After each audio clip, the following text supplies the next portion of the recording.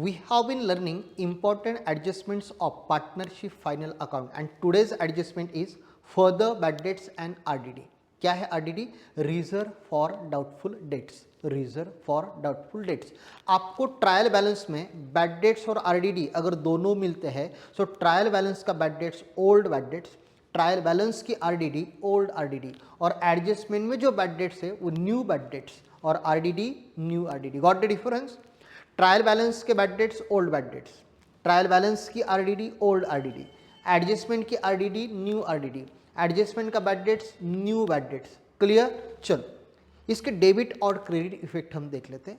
If suppose there is a new bad debts that is called as further bad debts. So further bad debts हमें profit and loss में जहां पे भी हमने old bad dates लिखा है उसमें ऐड कर देना है.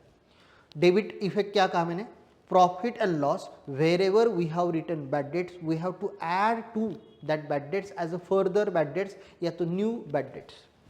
Bad debts में हम ऐड कर देंगे. और credit effect balance sheet asset side में डेटर से लेस कर लेंगे. बैलेंस शीट एसेट साइड में डेटर से हम लेस कर लेंगे. चलो देखते एग्जांपल. बैड डेट्स की अमाउंट दी है 2400, डेटर्स की अमाउंट दी है 60,000. सो ये जो बैड डेट्स है आपको ये ओल्ड बैड डेट्स है और एडजस्टमेंट में जो आपको मिलेगा वो न्यू बैड डेट्स. एडजस्टमेंट क्या है देखो, right off further bad dates ₹3,000. सो हमेशा ध्यान में रखो हमें जो भी एडजस्टमेंट में बैड डेट्स दिया जाएगा वो न्यू बैड डेट्स के नाम से हम लिखेंगे. क्लियर है? सो ये समझने से पहले हम प्रॉफिट एंड लॉस का फॉर्मेट समझ लेते हैं. हम प्रॉफिट एंड लॉस में क्या करते हैं? हम प्रॉफिट एंड लॉस में लिख के रखती है to bad debts, add new bad debts, add new RDD, एक लाइन छोड़ के लेस ओल्ड RDD. अभी इसमें ये जो बैड डेट्स है ये ओल्ड बैड डेट्स है जो आपको मिलेगा ट्रायल बैलेंस में. New bad debts new RDD आपको ये दोनों मिलेगा एडजस्टमेंट में और ओल्ड RDD आपको ये मिलेगा ट्रायल बैलेंस में. सो TAAT, TAAT, trial balance, adjustment, adjustment, trial balance. Clear है?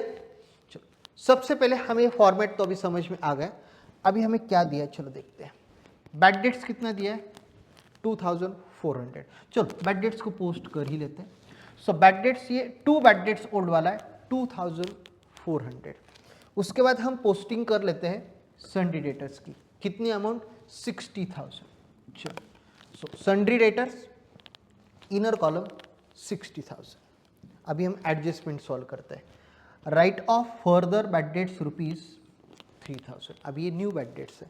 सो सबसे पहले न्यू बैड डेट्स हम सन्ड्री डेटर्स में से लेस कर लेते हैं. चलो लेस न्यू बैड डेट्स 3,000.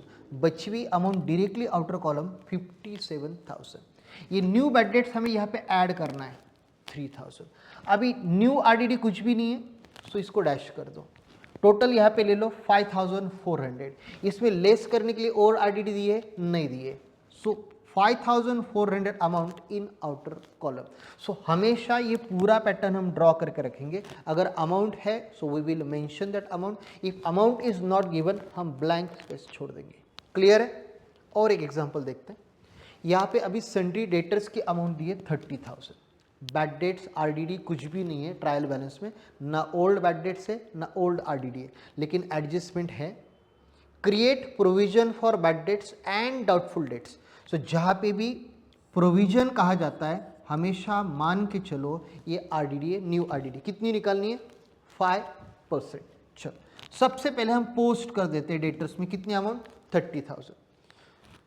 ये फॉर्मेट तो हमें ऑलरेडी पता है. To bad debts, add new bad debts, add new RDD, एक लाइन छोड़ के लेस ओल्ड RDD. क्लियर है? डेटर्स की अमाउंट हमने लिख दी 30,000. कितना का है बैड डेट्स RDD? 5%.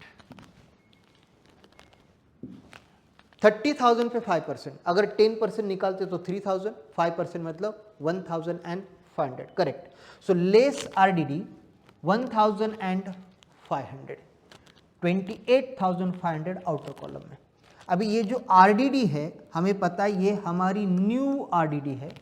सो हमें न्यू RDD लिखनी होगी इस जगह पे 1500, ना हमें बैड डेट्स दिया है ना नया बैड डेट्स है, ये 1500 नीचे ले ली, ना ओल्ड आरडीडी है, सेम अमाउंट हमने बाहर लिख दी 1500।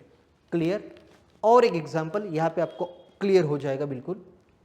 अब यहाँ पे सब कुछ दिया है, sundry debtors, bad debts, RDD. Trial balance में whatever RDD is given that is old RDD, bad debts is given this is old bad debts. Clear है? Adjustment, write off further bad debts, ये हमारे लिए रहा new bad debts. Provision for doubtful debts 5%, ये रही हमारी RDD 5%। ये कौन सी आरडीडी? Of course new RDD. चलो सबसे पहले हम पोस्टिंग कर लेते हैं। सन्डे डेटर्स हम एसेट में पोस्ट करेंगे, बैड डेट्स हम कहाँ पे पोस्ट करेंगे? प्रॉफिट एंड लॉस में हम पोस्ट करते हैं। चलो सबसे पहले हम पोस्ट कर लेते हैं डेटर्स की अमाउंट 32,000।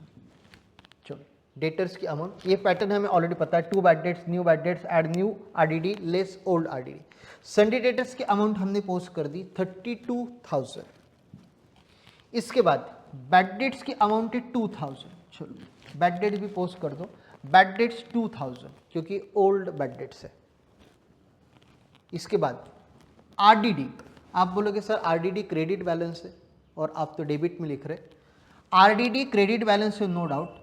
जब भी हम डेबिट कॉलम में लिखते इसको लेस करते हैं, इसलिए हमने क्या किया, देखो लिख रहे हैं हम डेबिट कॉलम में लेकिन यहाँ पे हमने लेस कर दिया है। सो जब भी हम डेबिट कॉलम में लेस करते हैं उसको क्रेडिट इफेक्ट माना जाता है। सो हमने ओल्ड आरडीडी लिख दी 3,500। ये हो गई हमारी पोस्टिंग। अभी पोस्टिंग के बाद हम शुरू करेंगे एडजस्टमेंट सॉल्विंग। नया बैड डेट्स कितना है? 1,000। चलो less new bad debts 1,000, same sundry debtors से less new bad debts 1,000। Amount नीचे ले लेते 31,000। यहां तक क्लियर? आगे आरडीडी कितनी? 5%। चलो पहले यहां पे निकाल लेते, लेस आरडीडी 5%। अभी 31,000 पे 5% कितना? 1,550। 1,550।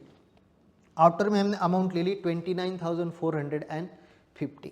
अभी ये न्यू आरडीडी है, सो न्यू आरडीडी हमें यहाँ पे लिखना होगा 1,550। दो इफेक्ट्स, एक इफेक्ट यहाँ पे हमने दे दिया, जो इफेक्ट रहा हमारा कौन सा? अगर हम यहाँ पे लेस कर रहे तो ये क्रेडिट इफेक्ट है, यहाँ पे हम ऐड कर रहे तो ये हमारा डेबिट इफेक्ट है। टोटल कितनी है? 4,550। इसमें से 3,500 माइनस कर लो, 1,050 रुपीज़ आउटर कॉलम। ये रही सबसे इंपॉर्टेंट हमारी एडजस्टमेंट। जो भी बैड डेट्स होता है वो बैड डेट्स हम डेटर्स में से माइनस करते, उसके ऊपर बाद में हम आरडीडी निकालते हैं। न्यू आरडीडी हमेशा ऐड होती है, लेस आरडीडी हमेशा लेस होती है। न्यू आरडीडी ऐड होती है और ओल्ड आरडीडी लेस होती है। ये रही हमारी सबसे important adjustment further bad debts और आरडीडी की। मिलते हैं नए एडजस्टमेंट के साथ अगले वीडियो में, तब तक बाय बाय, टेक केयर।